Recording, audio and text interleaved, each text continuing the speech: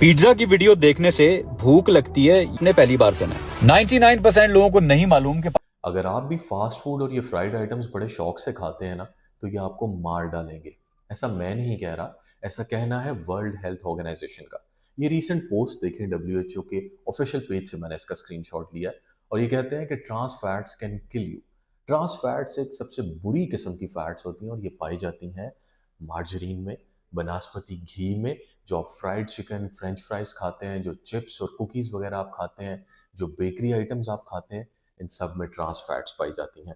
WHO का कहना है कि सिर्फ 2% इंक्रीज हो जाए ना अगर इसकी इनटेक आपकी कैलोरीज का, तो इससे हार्ट डिजीज का रिस्क 25% इंक्रीज हो जाता है और ऑल कॉज मोर्टेलिटी का रिस्क 14% इंक्रीज हो जाता है। ट्रांस फैट्स वैसे तो रेड मीट और डेयरी प्रोडक्ट्स में भी पाई जाती है, लेकिन सरप्राइजिंगली डब्ल्यूएचओ ने ना तो ऐसी किसी फूड का नाम लिखा इस पोस्ट में, ना ही कोई ऐसी पिक्चर लगाई।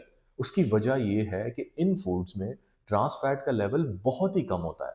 कंपैरिजन के लिए आपको एक एग्जांपल देता हूं कि 100 ग्राम जो मार्जरीन है ना, जिसे आप मक्खन समझ के खाते हैं, लू से ही उसका नाम शुरू होता है, उसके 100 ग्राम्स में 15 ग्राम्स ट्रांस फैट होती हैं, जबकि 100 ग्राम्स डेयरी बटर में सिर्फ 3.3 ग्राम्स ट्रांस फैट पाई जाती हैं। ट्रांस फैट की इनटेक की लिमिट क्या है वो भी हमें वर्ल्ड हेल्थ ऑर्गेनाइजेशन बताती है कि आपकी टोटल कैलोरीज का 1% सिर्फ ट्रांस फैट से आना चाहिए। यानी अगर आप 2000 कैलोरीज का डाइट प्लान फॉलो कर रहे हैं तो सिर्फ 2 ग्राम ट्रांस फैट्स आप कंज्यूम कर सकते हैं। यहाँ एक बहुत ही इंपॉर्टेंट बात जो समझने वाली है वो ये है कि हमें अक्सर ये बताया जाता है कि आपको अपनी टोटल कैलोरिक लिमिट के अंदर सिर्फ रहना है और आपका वजन मेंटेन रहेगा। ये बात सच तो है, लेकिन ये मुकम्मल पिक्चर नहीं है।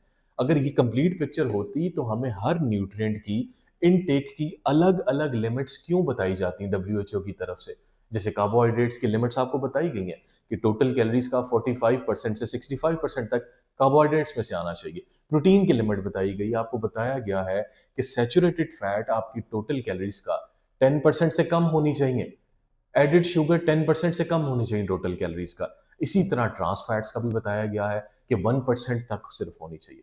अगर आप टोटल कैलोरीज अपनी लिमिट के अंदर रख रहे हैं लेकिन ट्रांस फैट्स 15% खा रहे हैं, तो क्या आप हेल्दी रहेंगे? ऐसा बिल्कुल भी नहीं।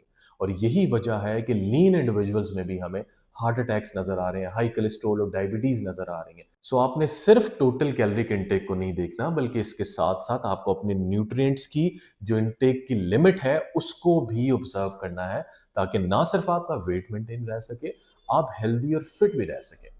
For online consultations and customized diet plan, you can contact me here. Follow me for more informative videos.